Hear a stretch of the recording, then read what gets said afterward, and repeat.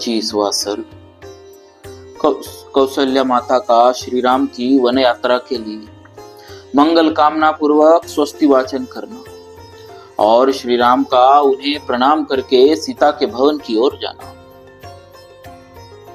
तदनंतर उस क्लेशजनक शोक को मन से निकालकर श्री राम की मनस्विनी माता कौशल्या ने पवित्र जल से आचमन किया। फिर वे यात्राकालीन मंगल कृत्यों का अनुष्ठान करने लगे। इसके बाद वे आशीर्वाद देती हुई बोली, रघुकुल भूषण, अब मैं तुम्हें रोक नहीं सकती। इस समय जाओ, सत्पुरुषों के मार्ग पर स्थिर रहो और शीघ्र ही वन से लौट आओ। रघुकुल सिंह, तुम नियम पूर्वक प्रसन्नता के साथ जिस धर्म का पालन करते हो वही सब ओर से तुम्हारी रक्षा करे।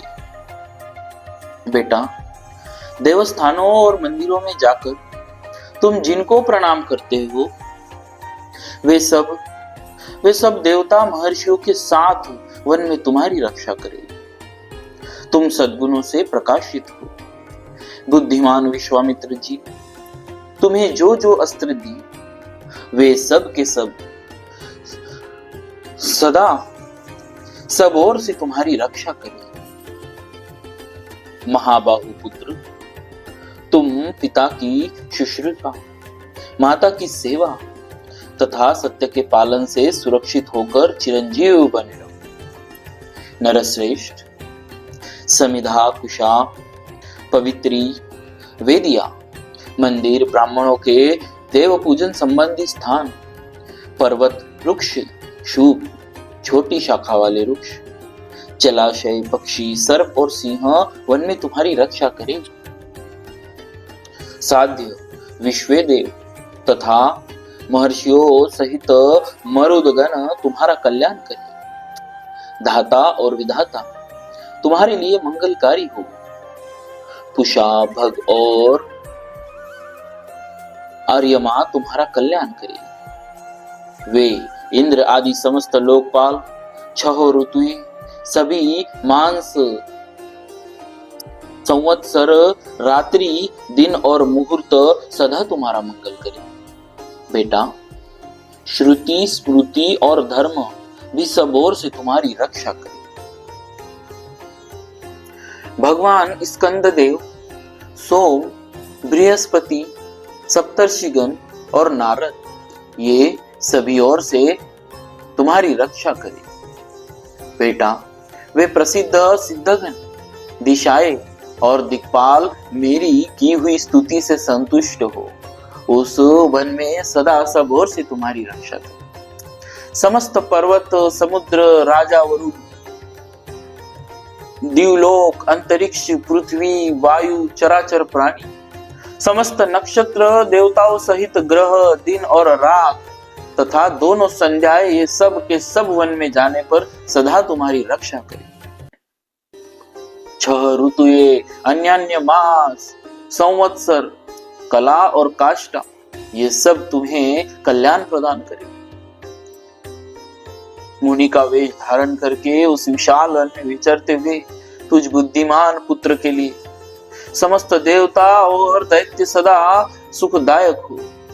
बेटा, तुम्हें भयंकर राक्षसों, क्रूर कर्मा पिशाचों तथा समस्त मांस भक्षी जंतुओं से कभी भय न हो। वन में जो मेंढक या वानर, बिच्छू, डास, मच्छर, पर्वतीय सर्प और कीड़े होते हैं वे उस गहन वन में तुम्हारे लिए हिंसक न हो।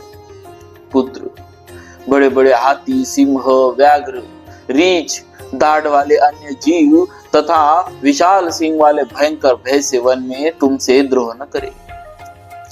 वत्स, इनके सिवा जो सभी जातियों में नरमांस भक्षी भयंकर प्राणी है वे मेरे द्वारा यहाँ पूजित होकर वन में तुम्हारी हिंसा न करे। बेटा राम, सभी मार्ग तुम्हारे लिए मंगलकारी हो, तुम्हारे पराक्रम सफल हो तथा तुम्हें सब संपत्तियां प्राप्त होती रहे। तुम सकुशल यात्रा करो। तुम्हें आकाशचारी प्राणियों से, भूतल के जीव जंतुओं से, समस्त देवताओं से तथा जो तुम्हारे शत्रु है उनसे भी सदा कल्याण प्राप्त होता रहे। श्री राम, शुक्र, सोम, सूर्य, कुबेर तथा यम ये मुझसे पूजित हो दंडकारण्य में निवास करते समय सदा तुम्हारी रक्षा करे। रघुनंदन, स्नान और आचमन के समय अग्नि, वायु, धूम तथा ऋषियों के मुख से निकले हुए मंत्र तुम्हारी रक्षा करे।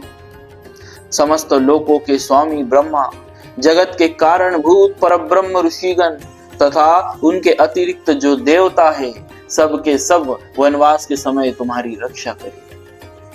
ऐसा कहकर विशाल लोचना यशस्विनी रानी कौशल्या ने पुष्पमाला और गंध आदि उपचारों से तथा अनुरूप स्तुतियों द्वारा देवताओं का पूजन किया। उन्होंने श्री राम की मंगल कामना से अग्नि लाकर एक महात्मा ब्राह्मण के द्वारा उसमें विधि पूर्वक होम करवाया। श्रेष्ठ नारी महारानी कौशल्या ने घी, श्वेत पुष्प और माला, समिधा तथा सरसों आदि वस्तुएं ब्राह्मण के समीप रखवाई। पुरोहित जी ने समस्त उपद्रवों की शांति और आरोग्य के उद्देश्य से विधि पूर्वक अग्नि में होम करके हवन से बचे हुए हविष्य के द्वारा होम की वेदी से बाहर 10 दिशाओं में इंद्र आदि लोकपालों के लिए बलि अर्पित की। तदनंतर स्वस्ति वाचन के उद्देश्य से ब्राह्मणों को मधु, दही, अक्षत और घृत अर्पित करके वन में श्री राम का सदा मंगल हो, इस कामना से कौशल्या जी ने उन सब से स्वस्तीय संबंधी मंत्रों का पाठ करवाया।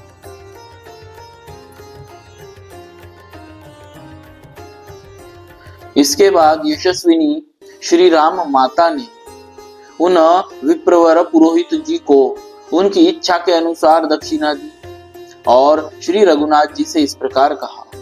रुद्रासुर का नाश करने के निमित्त सर्वदेव वंदित सहस्त्र नेत्रधारी इंद्र को जो मंगलमय आशीर्वाद प्राप्त हुआ था वही मंगल तुम्हारे लिए भी।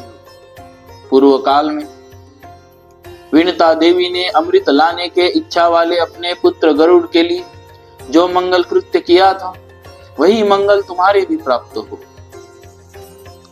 अमृत की उत्पत्ति के समय दैत्यों का संहार करने वाले वज्रधारी इंद्र के लिए माता अदिति ने जो मंगलमय आशीर्वाद दिया था वही मंगल तुम्हारे लिए भी सुलभ हो।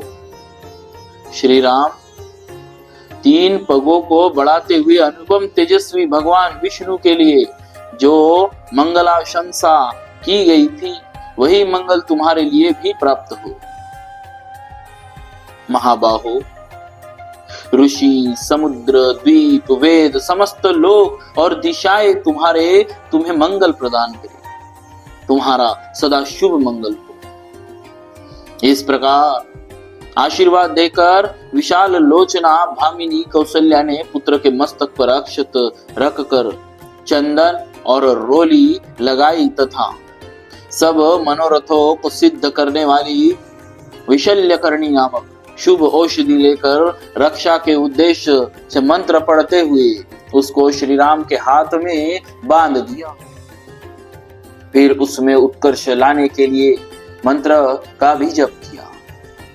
तदनंतर दुख के अधीन हुई कौशल्या ने ऊपर से प्रसन्न सी होकर मंत्रों का स्पष्ट उच्चारण किया। उस समय वे वाणी मात्र से ही मंत्रोच्चारण कर सकी, हृदय से नहीं, क्योंकि हृदय श्री राम के वियोग की संभावना से व्यतीत था। इसीलिए वे खेद से गदगद लड़खड़ाती हुई वाणी से मंत्र बोल रही थी। इसके बाद उनके मस्तक को कुछ झुकाकर यशस्विनी माता ने सूंघा और बेटे को हृदय से लगाकर कहा, वत्स राम, तुम सफल मनोरथ होकर सुखपूर्वक वन को जाओ। जब पूर्ण काम होकर रोग रहित सकुशल अयोध्या में लौटोगे उस समय तुम्हें राजमार्ग पर स्थित देखकर सुखी होगी। उस समय मेरे दुखपूर्ण संकल्प मिट जाएंगे, मुख पर हर्ष जनित उल्लास छा जाएगा और वन से आए हुए तुमको पूर्णिमा की रात में उदित हुए पूर्ण चंद्रमा की भांति देखूंगा। श्री राम, वनवास यहाँ आकर पिता की प्रतिज्ञा को पूर्ण करके जब तुम राज सिंहासन पर बैठोगे, उस समय मैं पुनः प्रसन्नता पूर्वक तुम्हारा दर्शन करूंगा। अब जाओ और वनवास से यहाँ लौटकर राजोचित मंगलमय वस्त्राभूषणों से विभूषित हो तुम सदा मेरी बहू सीता की समस्त कामनाएं पूर्ण करते रहो। रघुनंदन, मैंने सदा जिनका पूजन और सम्मान किया, वे भगवान शिव, आदि देवता, महर्षि, भूतगण, देवोपम नाग और संपूर्ण दिशाएं, ये सब के सब वन जाने पर चिरकाल तक तुम्हारे हित साधन की कामना करते रहे। इस प्रकार माता ने नेत्रों में अत्यंत आंसू भरकर विधि पूर्वक वह स्वस्ति वाचन कर्म पूर्ण किया। फिर श्री राम की परिक्रमा की और बारंबार उनकी ओर देखकर उन्हें छाती से लगा लिया। देवी कौशल्या ने जब श्री राम की प्रदक्षिणा कर ली, तब महायशस्वी रघुनाथ जी बारंबार माता के चरणों को दबाकर प्रणाम करके माता की मंगल कामना जनित उत्कृष्ट शोभा से संपन्न हो सीता जी के महल की ओर चल दिए। इस प्रकार श्री वाल्मीकि निर्मित आर्ष रामायण आदि काव्य के अयोध्या कांड में 25वां सर्ग पूरा हुआ। बोलिए कृष्ण महाराज की जय। भक्तों भगवान की